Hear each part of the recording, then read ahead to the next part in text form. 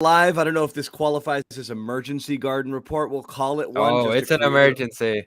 just to create a little bit of urgency here. It is a sleepy Friday afternoon heading into a long weekend. And I don't know if you are sitting around the house watching this right now, but you might be able to catch us on a repeat, which is totally fine. Sherrod Blakely, the professor, here to drop some knowledge about what's going on with the Celtics. And as you can see here on the screen, the big news, of course, Danilo Gallinari. We thought we were out of the woods here with a meniscus situation and he might be back. And all of a sudden, nope, ACL. And that is not just bad for the year, maybe bad for the rest of his career, and kind of a little step back for the Celtics. We'll talk about that. We're also going to talk about, Kevin Durant's situation settling, a massive trade in the NBA involving Donovan Mitchell, kind of surprise team involved there with Cleveland. And kick around your boy, Carmelo Anthony. If two Cuse guys think that Melo, and it's not an accident, Sherrod's wearing that here. We welcome you guys to join us in the chat and give us your comments. We'll definitely post some comments along the way and get a sense of what you guys are feeling. Panic time, bombed, everything's going to be okay. We'll see. Before we get into all of it, I want to tell you about our sponsor. Super important. If you guys are interested in health, which everyone should be, and I know that you are, this is a great resource here, athleticgreens.com/garden, a free 1-year supply of vitamin D travel packs. This is a terrific all-in-one supplement that you can go and get all your good stuff here. And, it makes you feel good. It's good for gut health, good for your immune system, good for a million things. And I can't quite find the graphic, guys, but there's a giveaway. There is a giveaway. We're going to tell you about that later when we give you product details. But first, we'll get into the heavy news. Guys, 2 questions. Sherrod, I'll start with you. And the first question is, how bad is this? The second question is, how in the world did they miss it? Doesn't matter because it is what it is. I'm just so perplexed about how you miss it. How did that happen? It's not surprising, especially when you're talking about a guy who this injury is not new to him or to that damn knee of his, that specific knee. So it's not shocking that they missed it. It's a little bit disappointing, and maybe I think there may have been some hopeful optimism that it wasn't as bad as it looked. But we've been through this gauntlet enough to know that when guys get hurt and no one is around, it's usually a bad injury. It's usually the worst case scenario that you can think of. And certainly when you talk about Danilo, him having this type of injury at this point in his career is a very, very bad situation for him, for anyone, but particularly for him being an older player who was on the downside, of his career. But as far as the Celtics are concerned, to me, Danilo was going to be a luxury for them. He was a guy that was going to give them the potential to be comfortably in the conversation as one of the last teams standing. And I still think they're in that conversation. But the amount of cushion that they have in order to not be the best version of themselves and still win a championship, that cushion is shrunk because he addresses a very specific need that we saw play out in the playoffs last year, particularly against Golden State, and that is their inability to have a stretch big come off the bench and can knock down shots. And we know the numbers. I mean, he's been near 40% three-point shooter throughout the bulk of his career. And not having a veteran player with that type of DNA, with that type of track record available all season long, you're going to have to look for some other sources of offense from that particular spot, particularly when you're talking about a second unit that was ranked 26th in the NBA in scoring as a group. So his absence is going to be felt before he even played a game, no question. Yeah. Bobby? I started to get excited about seeing him, especially when you looked at some of the numbers, playing off Trae Young, catch and shoot. He was still an elite player in that sense, and he could pretty much hit from everywhere on the floor. You looked at his career and just all the different shooting charts and everything else, and anywhere he shot on the floor, he was pretty capable from, particularly the right side last year. He was just killing it. And that was a dynamic that the Celtics, outside of Grant Williams last year, haven't had in recent memory. You would have loved the idea of Jason Tatum in a crowd being able to fire off to this guy, and his wide open percentages last year, I think, were up near 42%. So even though he's declined in certain areas, didn't fit this team ideally as a defensive piece. I didn't love the signing initially because I thought there were some better options who fit in more versatile, especially on the defensive end. But once I saw the offensive output, even in his maybe worst year since his rookie year, I started to get excited about seeing him. And the fact that we won't even see it now, it seems like, is really disappointing. You mentioned him as a luxury, Sherrod. I feel like they were relying on him a little bit. I mean, Neesmith's gone, so you have no backup wings. They had talked about him as kind of a backup 5 in certain lineups, and now it's just my guy Cornette, who I have high hopes for, but maybe not night in, night out. They're going to have to replace him, I think. Yeah. Unless they want to do that tight rotation, 7 men, 38 minutes a night for Tatum and 35 for Brown, and Horford's playing 30 minutes a night. I don't think you want to do that for another year, but that's the position you're in right now. No, the reason why I referred to him as a luxury, Bobby, wasn't had more to do with the fact that the Celtics without him are a title contender. Without him at all. With him, there's a little bit more cushion in terms of their title hopes. And again, I think that cushion is shrunk, which in my mind, that makes him somewhat of a luxury because your goal is still very attainable without him. It's just that you don't have nearly as much margin for error now to get there as you would have had you had a 6'10" veteran, stretch big on your roster. That's the thing. And again, to address two things. One, not Bobby's criticism, the criticism of Gallinari not being a perfect fit here.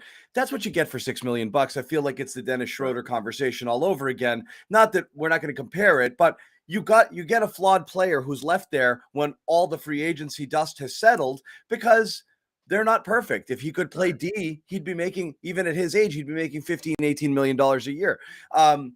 So that's what you got. But it was a good fit because it was a guy who wanted to be here, who did have a particular set of skills that was extremely useful and addressed an area of need. And I think you were going to find a way to hide some of the things he can't do and really, really, really benefit. As you said, he's 40% from 3 all day. That's just what he does. He's just knocks. It's consistent. You can count on it. You don't have to worry about, he's, can this guy knock it down enough? So you're kind of stuck in the same place and running in place. What I will say to people who will say, it's not that big a deal, they can get by it and this and that. Look, if you were excited he was here, you've got to be equally disappointed that he's not going to be here because you knew you had very little to work with, if you were Brad in the offseason. He swung big and he hit with Brogdon there, which really addressed an area of need, but you needed front court depth and wing depth to be able to spell, some of the guys there. And now you don't have it. And so is it gloom and doom? And are they going to fall to the 7th seed in the Eastern Conference? Maybe. No, I don't think so. But that's not the point. What the hell is he talking about? I'm kidding. But you're talking about a team that you really felt good about because you thought, given what they had to work with, they maximized this roster. Now you're going to look back and say, well, Wick, maybe you could have spent some TPE dollars here because that's gone. Your outlets now.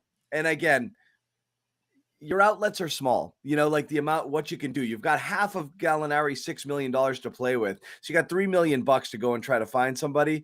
Yeah, there's a couple of spare parts laying around. I know Montrez there. Harrell is one who's got his own set of issues, but obviously could address front court depth there.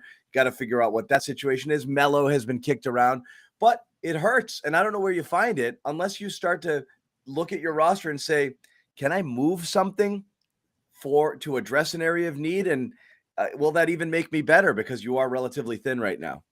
And that's the issue. I mean, I don't think that there is a clear and undeniable, if we package this guy and that guy for him, that makes us better. I don't think there's that clear, definitive, this is the move that the Celtics need to make other than to add someone who can be a stretch big of sorts. And we're going to get into Carmelo. Shout out to Gary Washburn, who really started beating the Carmelo drum well before we found out about Gallinari's injury. And that's not really all that shocking because remember, back in 2013, only one person in the entire country thought that someone other than LeBron James was MVP, and that was Gary Washburn, who put his vote with Carmelo. And I was a voter that year, and I voted for LeBron. And for about a good 4 or 5 days, I caught a lot of heat because it got out that the vote for Melo came from Boston. So they immediately assumed that it was me. So I was glad that Garrett fessed up to that. But Melo, at this point, for the price that you're going to pay, you're going to get tremendous bang for your buck because you're not going to have to pay a lot to get him. Give me. I'll take Exactly. Yeah. Melo at like 2-3 million feels a lot different than Melo at 22-23 million. You can't. There's always a Schroeder risk, okay, which is what you see on the court and what they're actually doing, which is providing scoring and being able to be an instant offense sort of guy, albeit not necessarily the most efficient way. What you can't quantify, that's there and it's tangible, but what you can't quantify is fit and what it does for everybody else on the court around them. And again, it's fairly obvious after the fact, despite the fact that Schroeder was capable doing what he was doing and came as advertised, it wasn't a fit. And so when they moved on, that helped. In addition to a bunch of other things happening, I think Schroeder was a victim of bad timing too, because a bunch of other things started breaking for the Celtics. Well, but it didn't fit. It was kind of clear. And, that's the fear with Melo, is that he's in there. And when he's in there, he's got to be Melo. I'm not that worried about it. I'm really not. I really do think that this is a very natural fit. If they could pull it off, if there's a way you can get Melo for $3 million, I don't even blink. I don't love it. I love Melo, and we got the Hughes connection over here on this side, but 38 off a dreadful defensive season. He shot okay, but not necessarily the most natural catch and shoot guy. Needs the ball in his hands at times to do stuff, and he's adapted well. He's with all this in recent years. Portland, LA. Again, you can't be picky. You can't be choosy here. There's not a ton of risk with signing a guy for a minimum. I wouldn't be mad if they did it, but I'd look at some other options here. I'm intrigued by Jared Vanderbilt. That's a guy I love. Minnesota, they're in Utah, they're in a fire sale.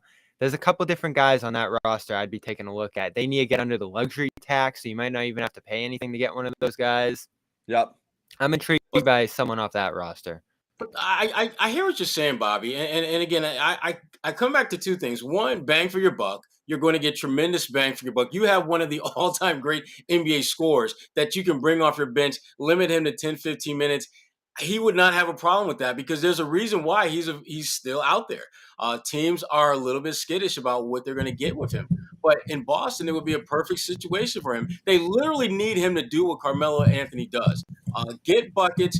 And the way that the Celtics play defense, and we saw it last year, if you've got a healthy Robert Williams, he's going to cover up a lot of flaws with your defense. And certainly, if you have him on the floor, you're going to make damn sure if Melo's on the floor, you're probably going to have Rob out there, in that kind of free safety defensive mode.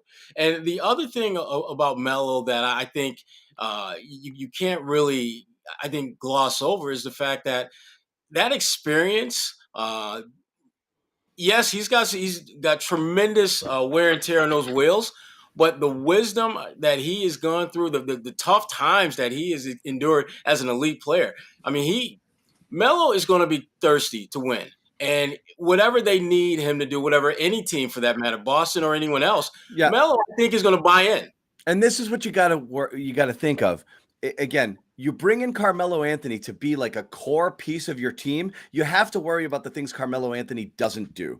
But when you're talking about what he does, bench scoring and wing depth, you think Melo, and again, someone put it in the comments here, and I think that this is a good one. I know he's not great defensively. Are you really worried he's going to get friggin' cooked with a second going against other teams' bench players? You just need him in there to lighten the load a little bit, and a guy who can create his own shot. The value, and this is why I was always a bit of a Schroeder defender, the value in a person who can create their own shot in a second unit that has none of them is tremendous. And what did we see in the finals? Nothing. There's no offense. If you didn't have Tatum and Brown on the floor at the same time, there was nothing doing on the offensive side of the ball. You have to have some guys who can create. Brogdon is a huge part of that now too. So that helps already. because you can always play two of those guys at the same time and have it.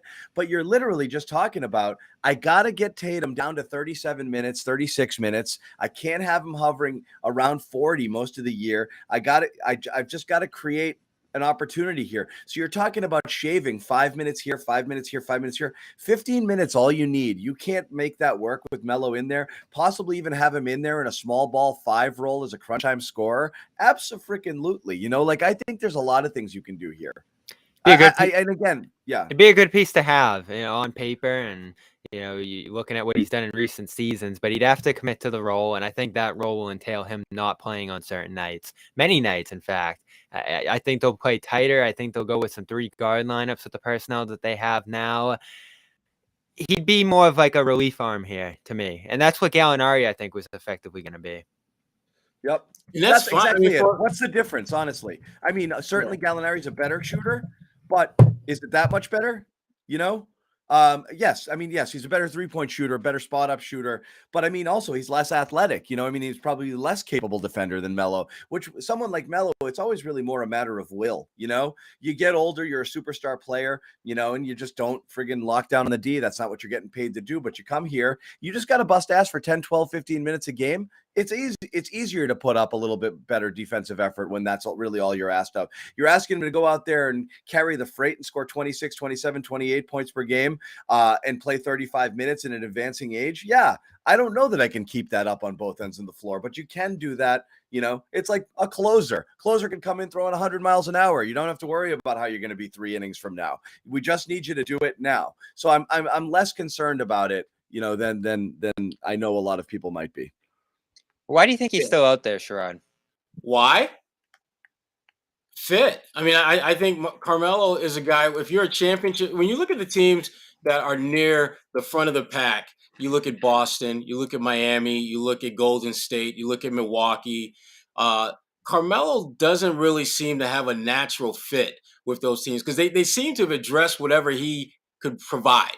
Whereas the Celtics, they did the same when they got Gallinari, but now that he's not in the mix, and you start looking at who are veteran stretch bigs who are available, who are good shooters, and we don't have to spend a ton of money to get. And there aren't a lot of and have experience, whether it's regular season or playoff experience, but they got a significant amount of experience. There just aren't a lot of guys out there. I like the Vanderbilt kid that you talked about, Bobby. I think he is a good player. But I just wonder, one, how well of a fit would he be? Will he come with the kind of edge that I know Carmelo with? Because Carmelo knows what time it is. He knows he's near the end of his career, and he's not going to get many opportunities to be on a championship caliber team and have actual role on that team. And even if that role fluctuates, whether he plays 2 or 3 games in a row and misses a game or two because the matchups just don't work out that night. So I do think he comes in with a different kind of edge than someone a little bit younger who might be comparable in terms of skill set. And if you're the Celtics, half of the battle for them, I think, once they get deep into the playoffs, is attitude. I don't think, that Golden State necessarily had, better players. But when you got a guy like Iguodala who can go from not playing at all to being an X factor to being arguably the difference between you winning, 1 of 4 games in a best of 7 series, you need to have players who kind of have that mindset that they can be that on any given night, they can be that guy. And Carmelo, I mean, if we're being honest and real, would anyone be shocked if Carmelo comes to Boston or plays for another team and goes out and drops 40 one night? It wouldn't shock anyone. At this point, probably. I think you're more looking at. But it's in his DNA. You know that's something that it's not like that's something that you haven't seen him do before. That's my point. While it's highly unlikely it'll happen, you shouldn't be shocked because he's done it before. And we all know when you're a great NBA player on any given night, you can reach into the bag, and even if it's not consistent, you can find that greatness. That greatness can come out. So I like the idea because I know you're getting significant bang for your buck, and it's not going to make you adversely worse. If anything, it's only going to help you. And no disrespect to your boy Luke Cornett, but I kind of like Melo a little bit more than Luke Cornett. We might need to not say Luke Cornett again. Hey, the Celtics are saying it. I know. They them like too. him. Yeah, we might have to say them too. So Melo had 12 20-point games last year. That's a lot, solid. man. We've seen him heat up. And again, this is the bargain basement. Is it perfect? No, but that's why it's out of the bargain basement bin. That's always going to be the case. The other option is whether or not you would consider exploring trades on the current roster, ones that might actually hurt you, and ones that also maybe you might not get the same caliber player in return, but the pieces might fit better with this roster. And I want to talk about a couple possibilities there. First, I do want to tell people about our sponsor, and I got it all here. Look at this stuff. Look at this stuff. Still using it. That's your vitamin D, right? That's all the good stuff. Travel packs, vitamin D, athletic greens. It's what we are working with here, and I want to tell you guys about it. Bobby, you guys have you've been using it, right? Yep. Yeah. 3 months now. I love the think fact probably that travel packs are great. Travel packs are great. I just went on vacation. I'm refreshed. I'm rested. I brought my travel packs. That's all good. So again, we've been talking about it. We started taking it. All of us are interested in kind of maintaining our health here on the Garden Report. A lot of our sponsors actually are kind of in the wellness space, which I really like. In terms of other things, we talk about HelloFresh. We've talked about Calm before. So why do we use it? Makes me feel better. I enjoy it. Why do other people use it? It's literally one-stop shopping with 75 vitamins and supplements all in one scoop. You pour it into a small cup of water, boom, and you're done. You don't have to go shopping for like 50 different things. And we know that people do this. You get, a bottle of this, a bottle of that, this drink, blah, blah, blah, and this and that. Lifestyle friendly. Doesn't matter what diet you're on, keto, paleo, vegan, dairy-free. Literally almost no sugar, supports better sleep quality, recovery, mental clarity, and alertness. It's gone through all sorts of third-party testing to talk about its efficacy. It costs you less than $3 a day if you're invested in your health. It's worth it. It's literally cheaper than the coffee that you're probably buying on a regular basis. Over 7,000 five-star reviews recommended by professional athletes, trusted by leading health experts. It's there. So the reviews are great. I mean, the reviews are great. And there'll always be detractors. Does it work? I don't know. Blah, blah, blah. I feel better. Do you guys feel better? Yes. I feel better. I'm enjoying it. Absolutely. Absolutely. Yeah. So we'll tell you what we're going to do. Make it easy. Athletic Greens give you a free 1-year supply of immune-supporting vitamin D and 5 free travel packs with your first purchase. Okay? All you have to do, and this is super important, go to athleticgreens.com/garden. That's really important. athleticgreens.com/garden to take ownership over your health and pick up the ultimate daily nutritional supplement. And let me tell you what you get with it. What do you get with it? What are we going to give you? I found it. What do we give you? And I know there's some people who have ordered. We just got the sizes, so your stuff is coming, but you get a free, boom, phenomenal t-shirt. Free phenomenal t-shirt. The colors, it kind of reminds me of those gray Celtics jerseys, but I love the tagline. Garden Report, phenomenal t-shirt. We will send it to you. All you have to do is DM me, and there's my Twitter handle up there, @John_Zanis, and send me a receipt, your shirt size, and your address, and I'll send you out a t-shirt. And there are a bunch on the way for those people who have already ordered, whether it be this product or a previous product that we've had. So again, please support our sponsors. It really gives us the opportunity to continue to bring you this free content, which we obviously enjoy doing, and we want to be able to give you as much of it as possible as we approach the season. So guys, one of the things I wanted to talk about is trades, and a couple people have kind of thrown this into the mix here. Is what could they trade? And the easiest thing is kind of, okay, you brought in Malcolm Brogdon. We talked about whether or not there was a redundancy here. I thought the biggest need the Celtics had is, playmaking point guard I thought was important, but I do think that wing depth was really super important because you're killing your 2 stars. And, I know Gallinari was more of a 4 and kind of a front court depth and would have changed the way you play it. But I do feel you need to address the forward position. And now between the 3 guards and the Pritchard kind of hanging around who's going to be an odd man out, that might be the one place where you're like, I could maybe live without one of these guys. So I know everyone's going to point to Derek White. Can you move Derek White? And can you move if you do, you are taking pennies on the dollar. The way he ended the season, and I know there's a lot of Derek White defenders out there. It wasn't great. He wasn't awesome. He wasn't what you expected he would be. He might be in year 2, but if you trade him right now, you are going to get cents on the dollar, but you might be able to get a piece or 2 pieces coming back to you that might make this team better.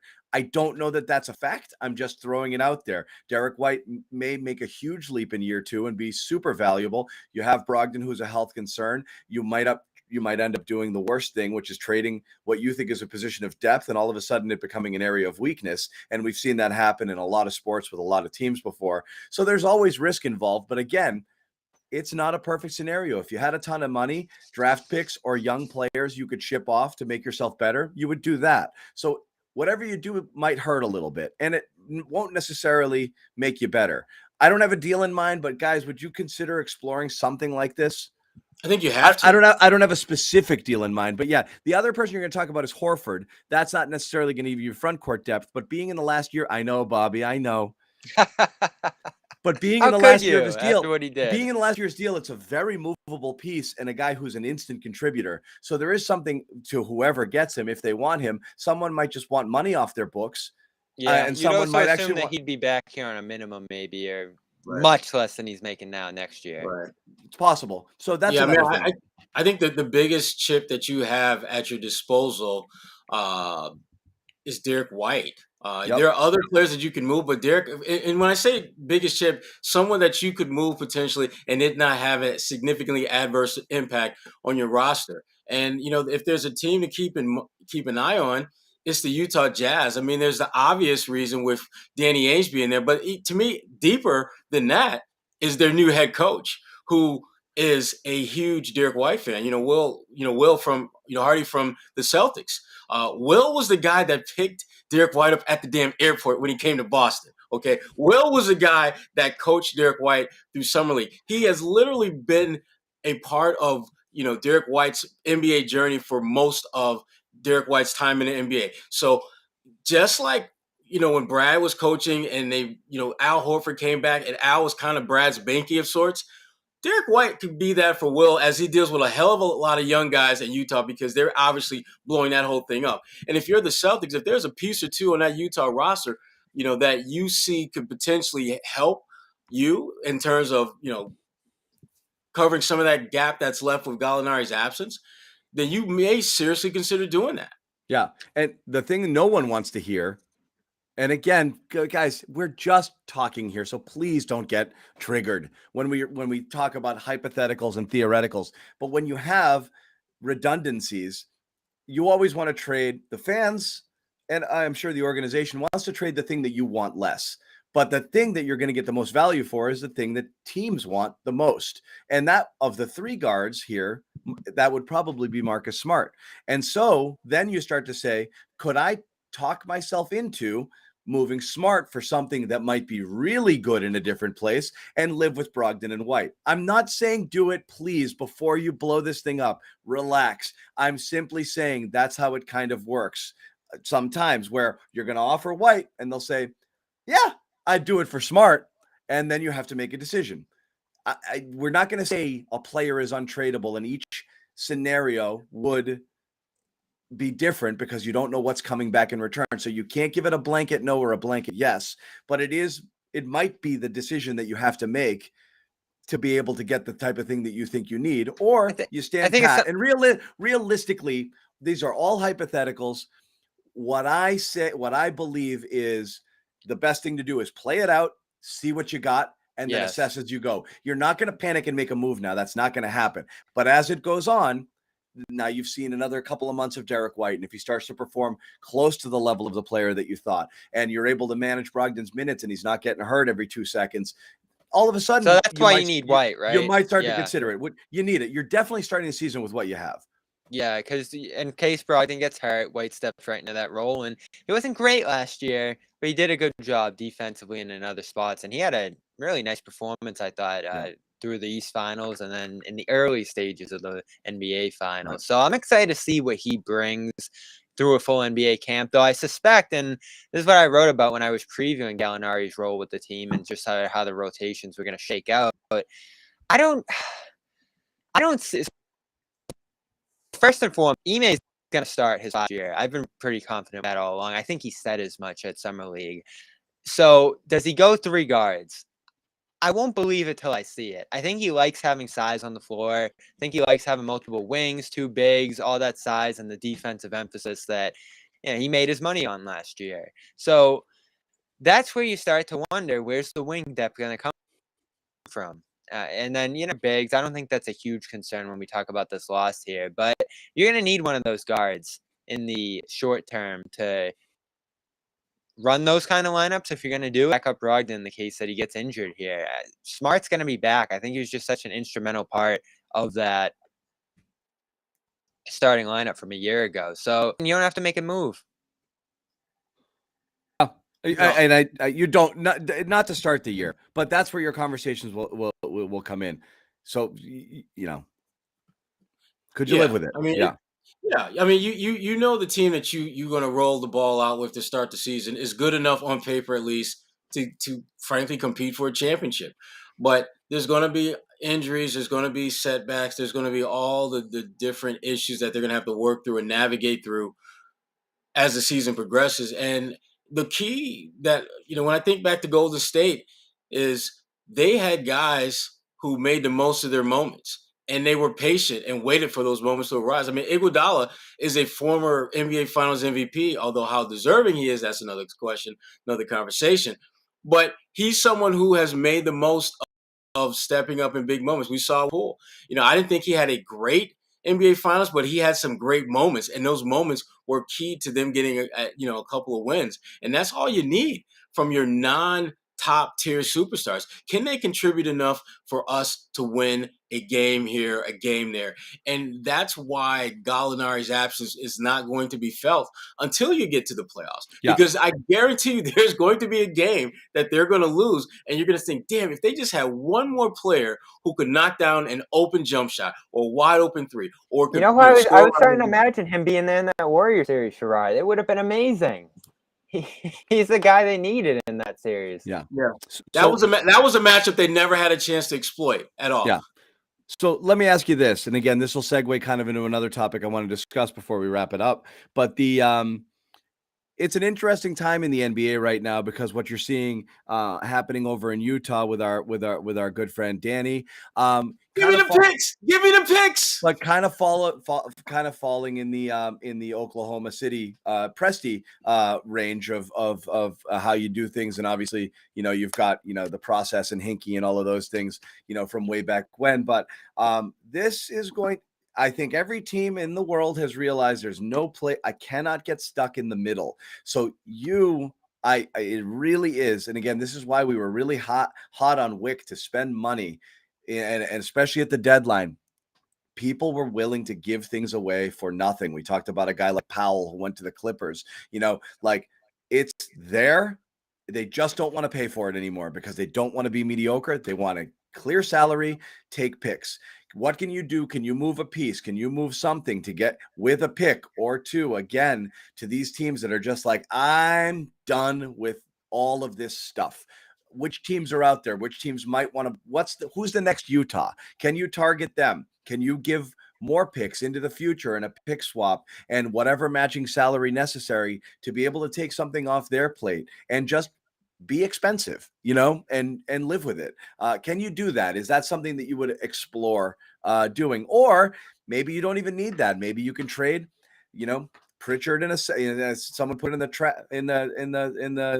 chat, Pritchard in a couple of seconds just to get a backup big and get some money off, that somebody wants to get rid of. Younger players, future assets, whatever. Maybe looking for that next Utah out there and take a swing that way.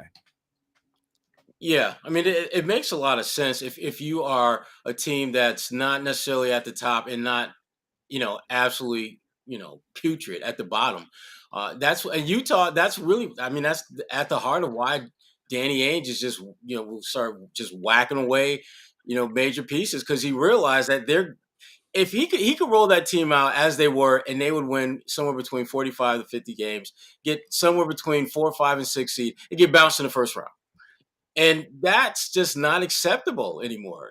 That for a team like Oklahoma City, we'll just use them as an example, for them to be in that 4, 5, 6 conversation, which they're not, that'd be great because they're playing with kiddies. That would be amazing for them. But for teams that have established stars and have a certain rotation that is being built to compete at the highest level, you can't get stuck in the middle. And that's where the Celtics, frankly, are doing little things to avoid that. But when you start looking at that roster, they're going to have to hit a home run at some point very soon. Whether it's one of the, the draft and stash guys who turns out to be the next Manu Ginobili or something like that, or whether Grant Williams just becomes a complete the guy that we saw for like maybe 2 or 3 weeks last year, where he was a 50, 40, 90 guy, is able to do that for an entire season or close to a season.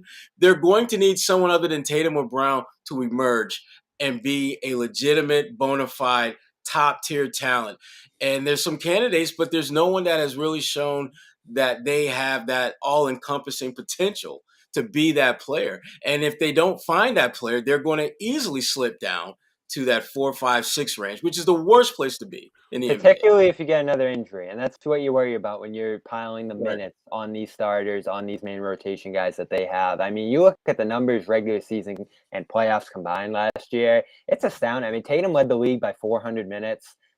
Brown was 5, Smart was 8. Horford was in that range. So, like, it is startling the amount of minutes that they piled on these guys. That's the position they're in. Yep.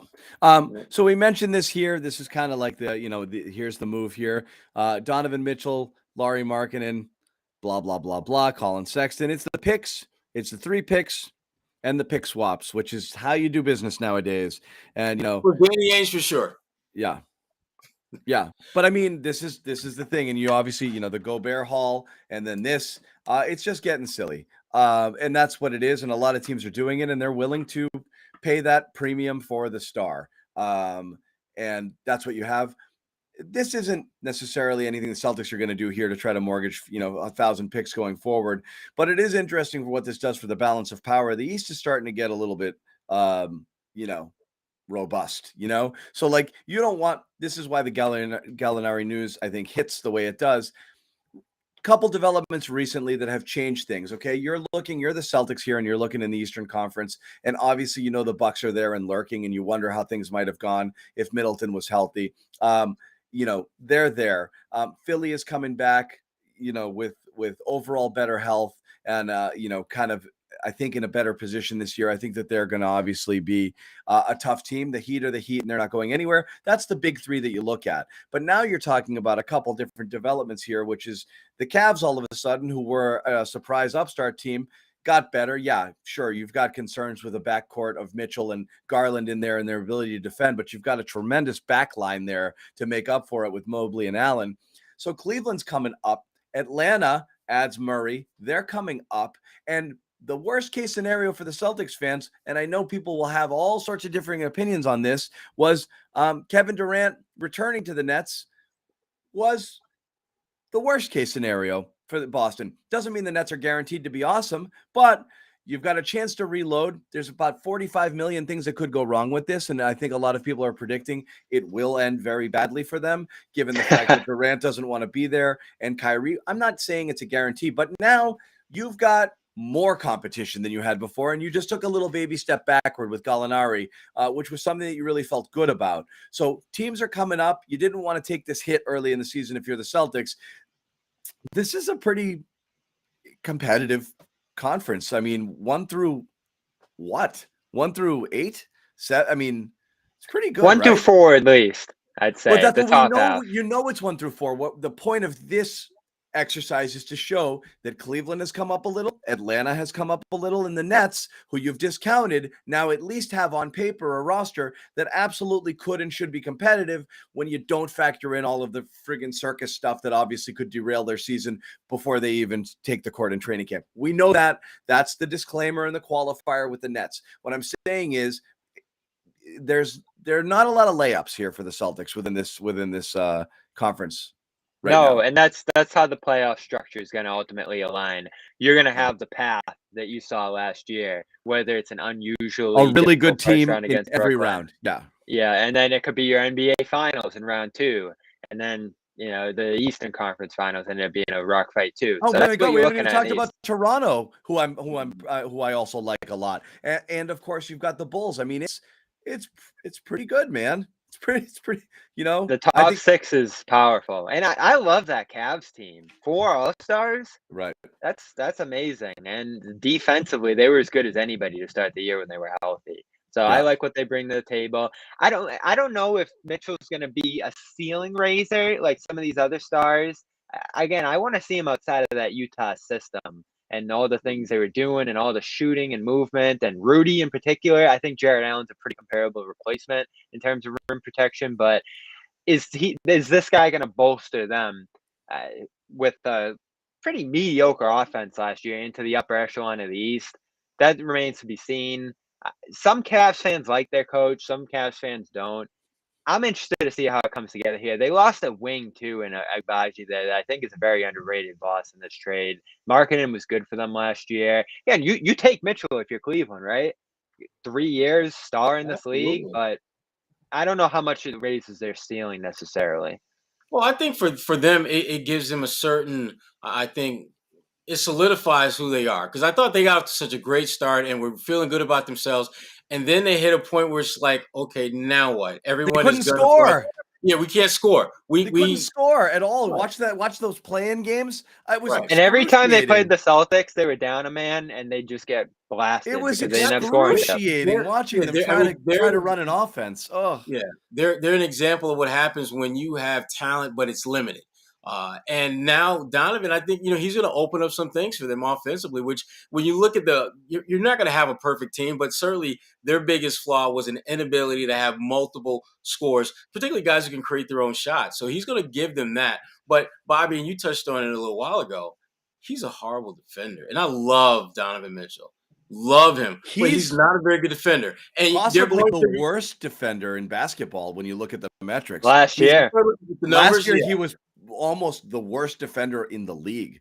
And it just makes you wonder how much help side defense are their bigs going to have to provide, and is that something that other teams are going to take significant advantage of? Because if I'm Cleveland, I'm worried about not so much him getting beat, but him getting beat and my big coming over to help, and then the other big who's No. having a wide open lane to the basket and just dives for layups and dunks. That I worry about how his struggles are going to have a domino effect on the rest of what has been a really good overall team defensive structure.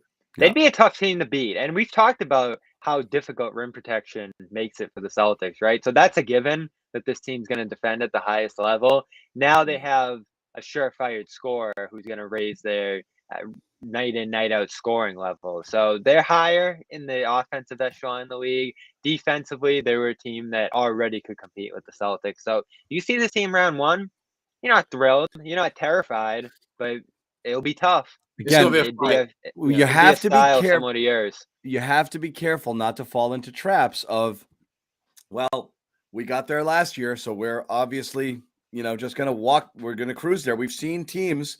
Look at the Atlanta Hawks from a Look couple at the years Hawks. ago. Yeah, we've seen teams reach that pinnacle and look like they're on the way up, and no way they're taking a step back. Watch them take a big step back. I'm not saying the Celtics are going to do that, but everything's got to break for them in a lot of ways that it did last year. That defense still has to be on a string. You got to get another good year out of Horford. You've lost a little bit of depth here. You've improved, I think, tremendously with Brogdon in there in terms of your overall playmaking ability and, and scoring, which is something that you needed. But there's, if you're a team looking at the Celtics, you're thinking, yeah, they're good. We could beat those guys. I think where they're at in the betting. I think it's very tightly packed, is what I'm saying. Yeah. If the Celtics are the best team, which I still think they actually are with them in Milwaukee 1 and 2, I don't believe it's like this big a gap over the next tier and then the next tier. I think they're all kind of closer than we think. Certainly 1 through 6, and you could even say, as we said, possible tough outs for any first round opponent. All the way 1 through 8. So I think it is actually pretty tightly packed where things could break on it, whether it be an injury or whatever, or just, the way you come out and play isn't quite what you expected, or it's better than you expected. It'll be interesting to see once the season starts. where, how things kind of fall with some of these teams. What a surprise, though. They were mentioned, the Cavs, at a certain point, and then they were out. But it seems like he was going to the Knicks. It almost felt like a foregone conclusion, and then it wasn't. And you saw some of the packages they were throwing out there. I wasn't scared of that. And this is almost a worst-case scenario of all the different teams in the East that he could have feasibly in there, because he wasn't going to Miami. But he lands on Cleveland, and all of a sudden that team's much better. If he landed on the Knicks and they actually gave up some of the stuff that it seemed like they were putting on the table, the Knicks still weren't going to be that good. Mm-hmm. True. Yeah. Facts, my dog. Facts, dog. Facts, dog. So, that's hold on. That's what we got, just in terms of the news today. Was super interesting, totally unexpected. And again, just to recap for the people here, Gallinari, who we thought had a meniscus tear, and who it was reported it was a meniscus tear, has an ACL tear, and his season is over most likely, and who knows anything beyond that. And again, just kind of really surprising, considering we thought the diagnosis was in. I mean, did he tear his ACL on the way to meniscus surgery? I have no idea how this happened, but it's the reality, and the Celtics are now faced with. They're definitely a lot thinner than they were in terms of their overall depth. We'll see what they end up doing to address that. One last shout out to our sponsor, Athletic Greens. Please, guys, go to athleticgreens.com for a free 1-year supply of vitamin D and 5 free travel packs. This is a tremendous supplement, 75 vitamins and different things all in one scoop of powder. You put it in a cup of water. Boom, beginning of your day. Great way to promote, as we said, gut health and mental acuity and, what's the word I'm looking for here? It just fell out of my brain, guys. I can't find it. Fell out of my brain. But terrific health supplement endorsed by medical professionals and celebrities and athletes throughout the world. Go to athleticgreens.com/garden, free 1-year supply. Immunity, Jesus, that's what I was trying to get at. Immunity. That's a big part of it. Athleticgreens.com/garden, free 1-year supply, vitamin D, 5 free travel packs, and phenomenal t-shirt, which just pay the money for the t-shirt, guys. When you just come get some, but we will send it to you. DM me your shirt size, your address, and a receipt showing that you used the code athleticgreens.com/garden, and we will fire off a t-shirt to you right away. Guys, closing thoughts? No, just looking forward to seeing how Brad addresses the gap that's going to be there with Gallinari. Will he, take I think the logical route and just bring Melo in, or will he try to be more funky and creative with it? I'm curious to see how Brad handles that. Yeah, I'm looking at the standings here as I stack it up, thinking of that Cleveland move. Given the depth here, given some of the rest and all the different things that come into play with the Celtics here, I'm going to position them at 3. I think the 76ers are going to come out guns blazing this year. Bucks, I think, will return to the top of the standings. Celtics at 3, Cavs in that 4 and 5 spot with the Heat. And then I think the Nets, Hawks, those teams are rung below. Chicago without Ball possibly. Atlanta, I'm not high on. I think they'll be back to the playing field. And then is it Charlotte or New York? A 9-10-ish range. So I think the Celtics are still firmly in that top 4. Maybe they slip a little below 1 and 2 where people thought they might have been there. And then I think Cavs Heat is a pretty good bet for 4 or 5. You left out your Toronto Raptors, Bobby. They're in that 6 range, probably along the bottom there. But all of them are rung below. Again, they could have used Durant, I think. Okay, and again, we do have to point out it's pretty tightly packed, from top to bottom there. And even if you are rung below, we're talking about 2, 3, 4 wins. It's not a huge disparity. It will be a tight conference for sure. Super competitive right out of the gate with a lot of teams, either having kind of fortified or getting healthy. And of course, there's always the Nets wild card with we have no idea if any of their top 3 players will take the court. It wouldn't be surprising. They're boom or bust, right? It literally wouldn't be surprising if none of them played. Yeah, you have no idea. So that's that. Make sure you check out Sherrod Blakely for his give it to me one more time, Sherrod. I'm looking for the graphic. Fullcourtpress.bulletin.com. fullcourtpress.bulletin.com, and also subscribe to the A-List podcast. As he said, Gary Washburn taking victory laps this week over his Melo. We'll see when they sign him. I'll believe it. His mellowness. Yes. I will say, I would love to have him in the locker room fullcourtpress.bulletin.com. Yeah. You have anything coming up on that right now, Sherrod? Coming up probably a little bit later on tonight, we'll be talking. I'll be writing about Melo and just what does that mean?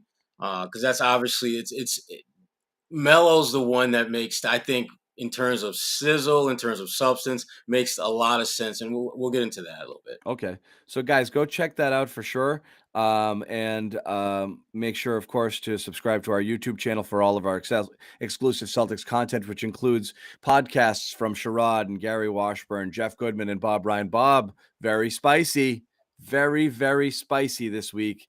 With some comments. He's just letting it fly. Get off my lawn, Kevin Durant. So Bob Ryan there, obviously Adam Kaufman, Evan Valenti with Celtics Beat, Brian Robb with Winning Plays, Bobby Manning with Dome Theory, Cedric Maxwell with Josue Pavone and the Cedric Maxwell Podcast. All of that time. It's September. It's all coming. We got all of these shows. We're going to add more shows. We just can't. We'll get there when we get there, but some really good Celtics content, and it's really going to start to flood. So make sure you subscribe to that channel, subscribe to our main YouTube channel, turn on your notifications. You will be notified every time we go live, which is going to increase in frequency tremendously as we kind of get into the season. Right now, we're just kind of doing once a week, getting our legs underneath us, but we will be back in full, and then forget about it. We'll see you in June. So should be a ton of fun. Make sure you subscribe. Stick with CLNS Media for all the content. Give us a follow on Twitter if you like as well. Thanks, guys. Thanks, Sherrod. Thanks, Bobby Manning. We will see you guys.